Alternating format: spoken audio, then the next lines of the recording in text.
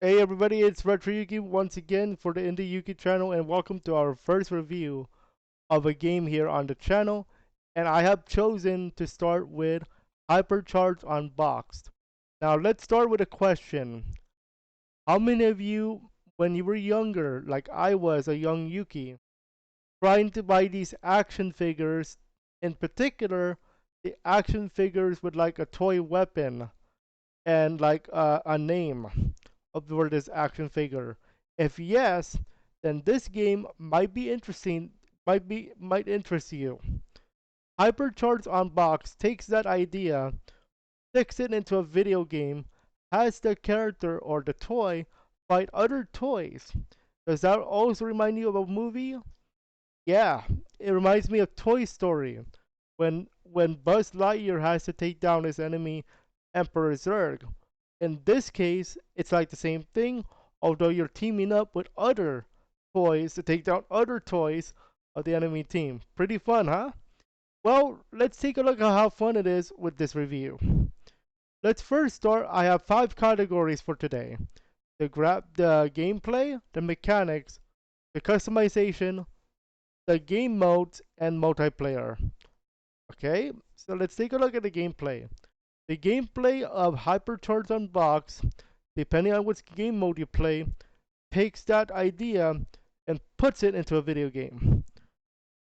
First, let's start the gunplay. The gunplay is very interesting. It's a typical it's your typical weapon play. Your shotguns, your machine guns, your weapons, lasers, etc. But there's a twist. You can actually attach weapons, attach attachments like a radar or like a shotgun or a scope into your weapons, assuming that you can find it in the map. And there's a lot of collectibles, and we'll go over that later on when we talk about the game modes in particular. In terms of other stuff, there's also another part of this game, and that is the adventure mode, which can be played by yourself with bots or with others in multiplayer. And the idea for this adventure game is actually a tower defense game, where you're playing against 3 towers or sometimes 4, depending on the map. And your idea is to defend these towers, which in the game is called hypercores. And you have to protect them as if they were towers in tower defense. And you protect them by building these little defense mechanisms, like a little tower or like a glue trap, which we will go over later, and using build credits, and we'll talk about that later as well. And it's pretty interesting on that take. And a lot of this we'll go over in game modes later on. So not too bad. Not too bad of a gameplay.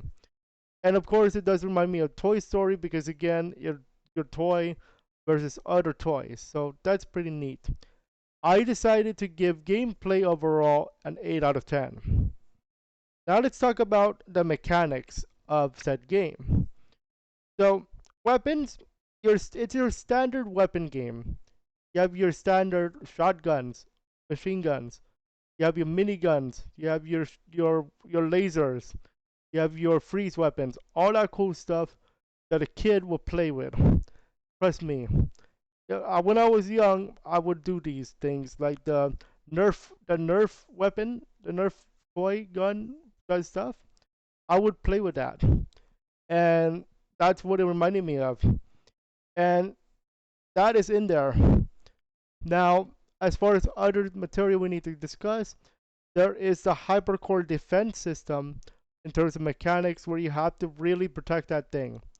If you don't protect it, it actually counts against you on final ranking, because depending on the rank you get at the end will determine if you unlock material or new maps as well. So some of these maps are tied to your ranking. For example, if you get a platinum on certain maps, you get to unlock more maps. If you get gold on a map, you get to unlock certain maps based on the gold ranking. So that's how that goes. And also sometimes the difficulty matters because sometimes unlocks can also be based on the difficulty you choose on the adventure mode, which is the tower defense mode. So that's pretty interesting. The other things they introduce is the jump pad. So the jump pads is where you jump on the pad, and based on the direction where the arrow is pointing, that's where you're going, and you jump pad to allow you to navigate the map. This is going to be useful for large maps where it's a long way to go to that area. And some short maps actually help you with strategy. For example, you can camp on the top shelf of a bed. Yes, you can actually go on top of the bed into the things that are on top of the bed. Besides the bed itself, like your door frame, you know how you store stuff like above your bed? You can actually travel to that area if you're skilled enough to get to that area. And speaking of skills, we're going to talk about some collectibles later on and how to get them in terms of like the gameplay later on. The next thing they introduce is a prize machine. Now this one's more of a extra feature. There's this prize machine on maps where if you get lucky you can get a prize, and a prize could be credits or it could be a weapon, or sometimes it will blow up in your face. No, seriously, sometimes it will do that. Not really destroying the machine, but taking you down. Or maybe taking others down, you never know. You might use that as a trap if they get unlucky. Okay? So that's pretty neat. That's actually pretty neat. And then the traps, that is mostly for the adventure mode. The glue trap, there's a poison trap, and then there's some other stuff. Buildables is what they call it. We'll talk about that later in customization. But buildables will allow you to defend your hypercores, and there are 3 of them, sometimes 4, depending on the map. And you need to protect those with your life, or in the other cases, AIs, or in other cases, multiplayer. I gave the mechanics in this one an 8 out of 10. But here we go. Here comes the good stuff. Now we need to talk about the other stuff. And we're going to be talking about more about the game modes. So there are a few game modes in this game. The aforementioned adventure mode, the team TDM or versus mode, and then DM deathmatch, and then there's something called plague, which is their version of zombies. Let's talk about first about the adventure mode. The adventure mode takes place in one of the maps. It's a random map each time, or you can choose your own depending on how you decided to play when you host a game. And the way this works is each wave, you have waves. They're defending in waves. And there's enemy waves every 5 minutes. Now, to start off, you start in what they call the build mode. And the build mode allows you to use your credits or those yellow coins that you saw me collect in the live stream to build said mechanics. Said buildings like an army tower, or like those buildable blocks like Legos, or the glue trap or the poison trap. These are used to protect the hypercores, or the towers, or whatever you want to call them. But the game term is hypercore.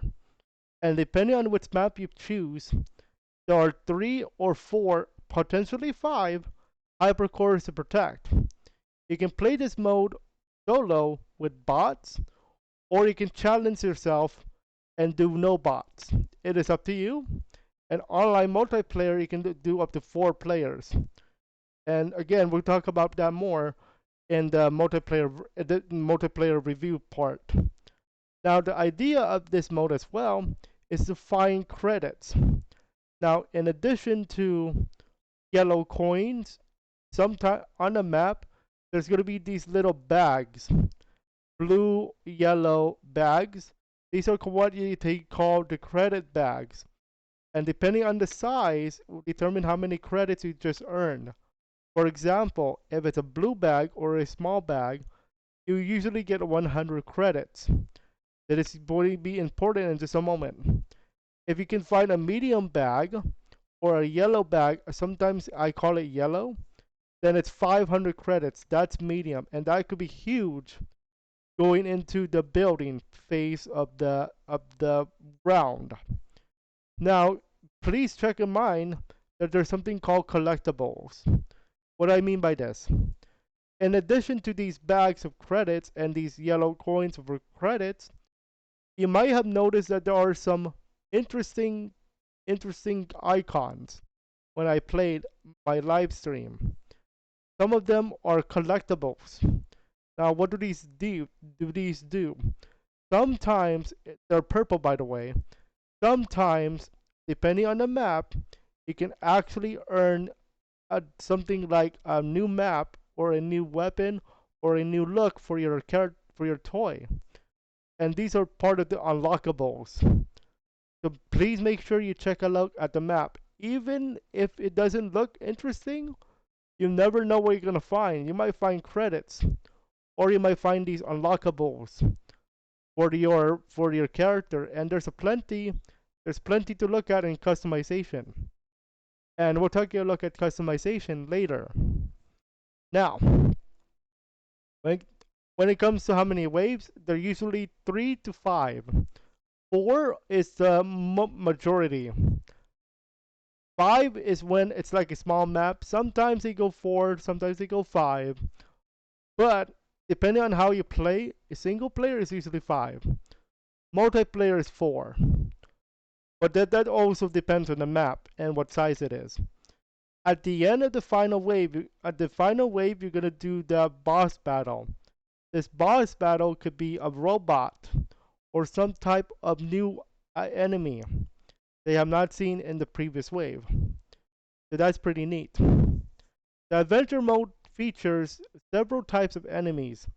The mean bots, the green army men, and that is why I was thinking it was inspired by Toy Story, because in Toy Story, you saw how the green army men dropped down with a parachute in Toy Story. And actually, some of the enemies do that, including the green army men. In addition to that, there's also green army men tanks in some of the levels. And that also reminded me of Toy Story, because Toy Story had something similar. The movie Toy Story and Toy Story 2, to be precise too. So the green army men was reminding me of Toy Story. And then other enemies included the bots, the robots, and these little spinning top things, which is called a spinner. No pun intended, but that's what they call. And some of the enemies also included slimes, which explode on killing slime, or taking down slime, I should say. Yeah, you take down slime in this game, folks. Yeah. So there's a variety of enemies too. There's even helicopters that try to trick you. And in certain maps, there's bouncing balls. Yes, I'm not kidding.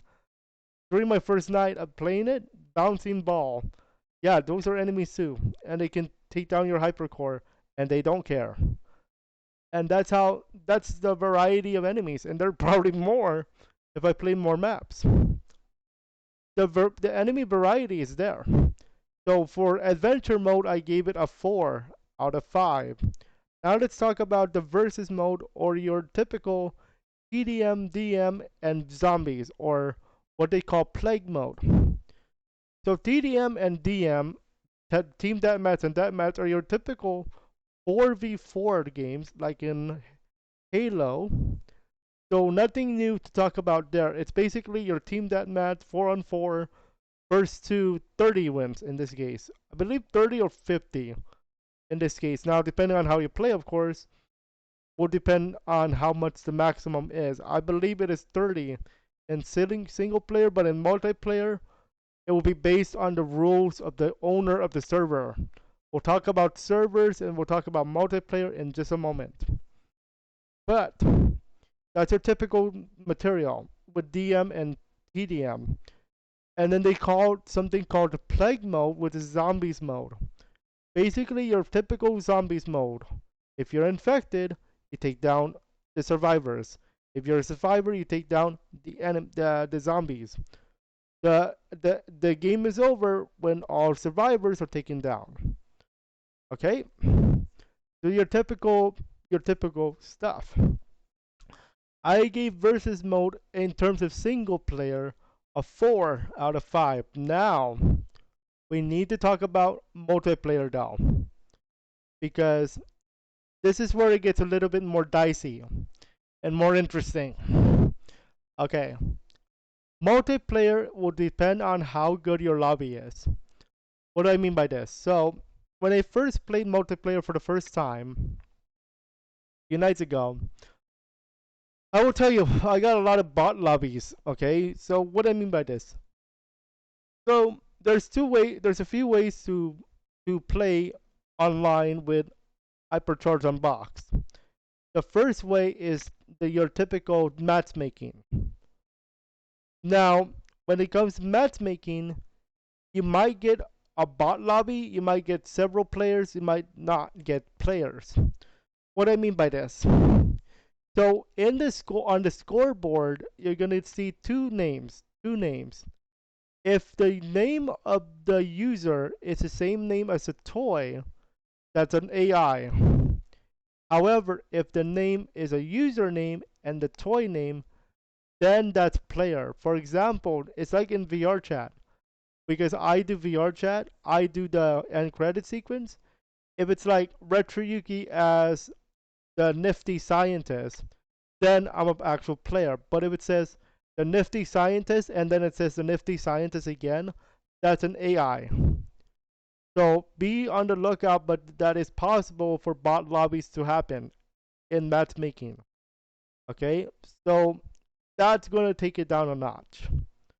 How about servers? Now, servers, when it comes to servers, now again, the game mode on multiplayer is the same thing as single player. So you have your TDM, DM, and your zombies, and your adventure mode. And if you unlocked it, free roam, which I was going to think about doing free roam, but you never know. Now, now here's the deal with the servers. There are not many. There are a lot. It looks like a lot, but it will depend on the time you play. So when I played yesterday for my live stream, there was a lot of servers, especially during the afternoon. Some people were making servers, people were playing in servers, joining servers, all that good stuff. Now, when you look at the servers, there are two types. There are the player or own server, which you can create, or there are the orange servers, which is something versus bots. Okay, and it's orange on the list. Now, you never know what you're gonna get with the servers though. Now, if the game actually is nice enough to show you what type of game that server is. For example, Team Deathmatch is going to be a Team Deathmatch game server, or casual. When it says casual, it's usually adventure mode. Casual, harder, hardcore, and I believe nightmare. So it's going to be casual, rookie, standard, veteran, and I believe hardcore, or something around there for the types of game modes for an adventure. So that would be adventure. So you gotta really look around for the server you like. Okay? And most of the time, unfortunately, the lobbies don't fill up. I got lucky yesterday. I got a full lobby of players and not toys, and not AI. So I got lucky very yesterday. But it's not gonna happen all the time. So you gotta be very lucky to have a full player lobby. Otherwise, some of the times you're gonna get AI, and they could influence the game outcome. So for that, I'm gonna say multiplayer gets a 6 out of 10, just for the fact that some lobbies can get full, because the game can be fun with other players. You just have to get lucky getting a match with full players, if you know what I mean.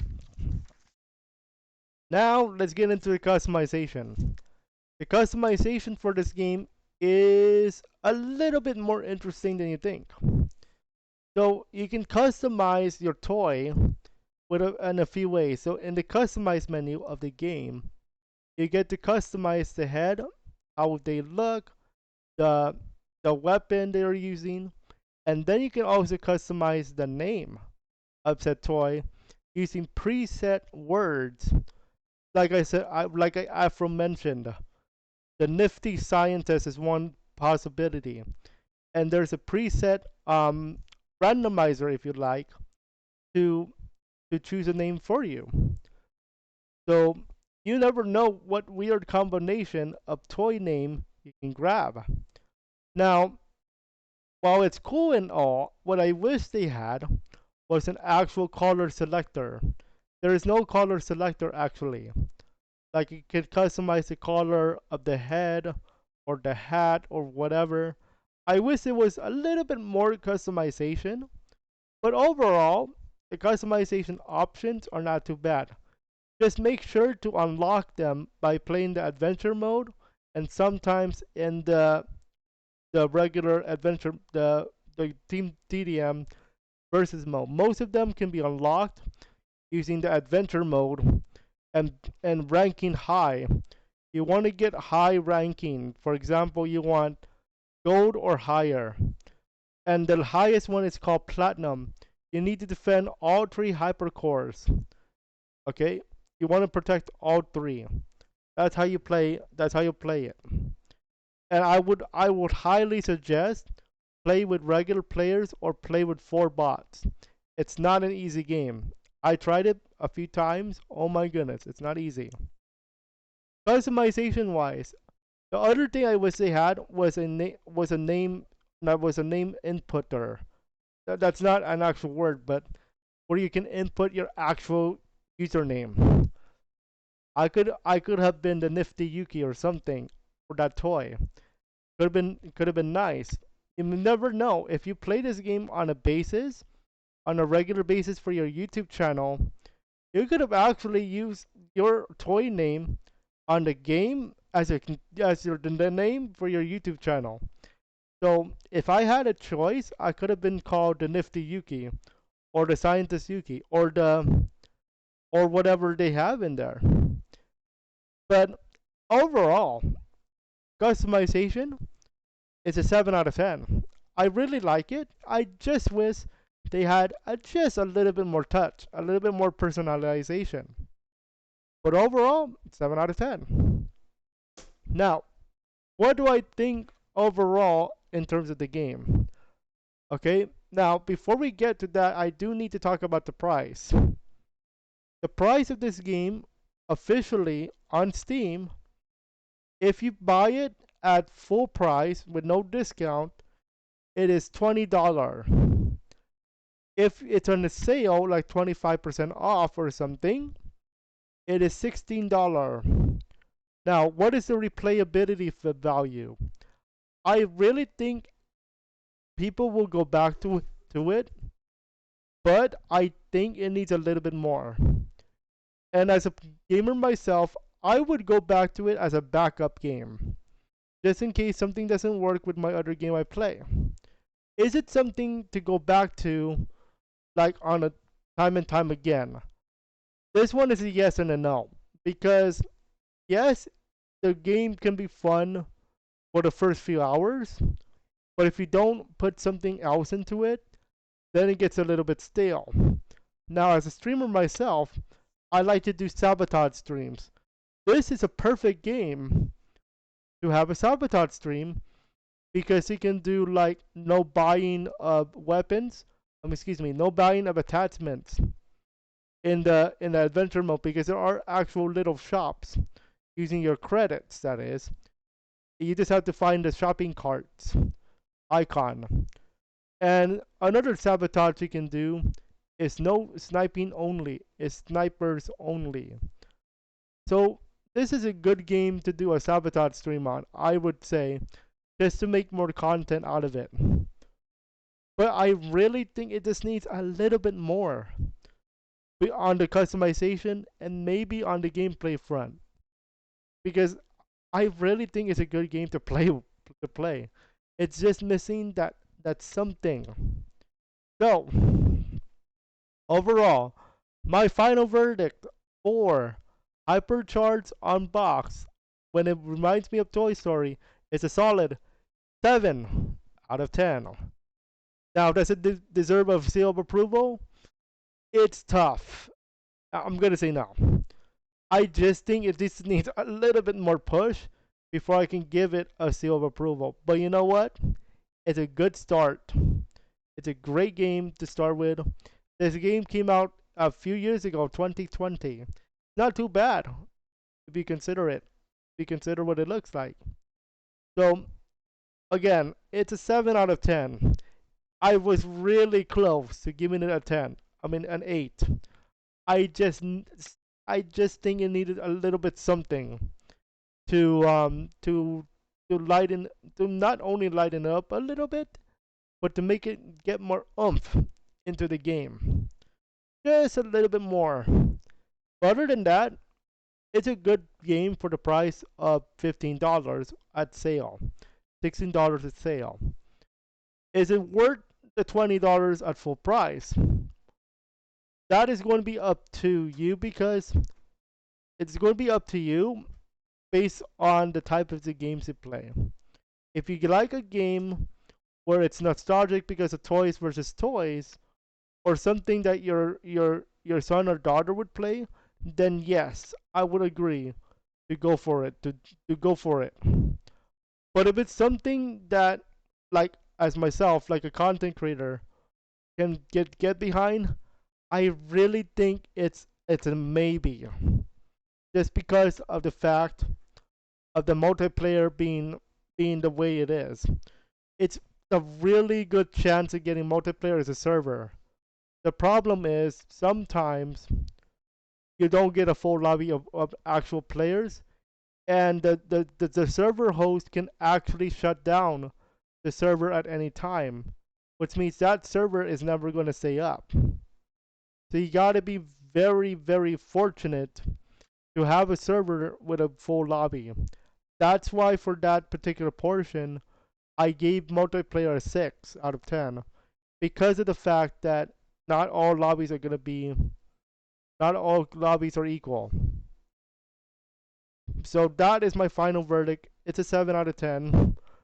Pick it up at sale when it goes on sale. I just don't think it's worth $220 at this point.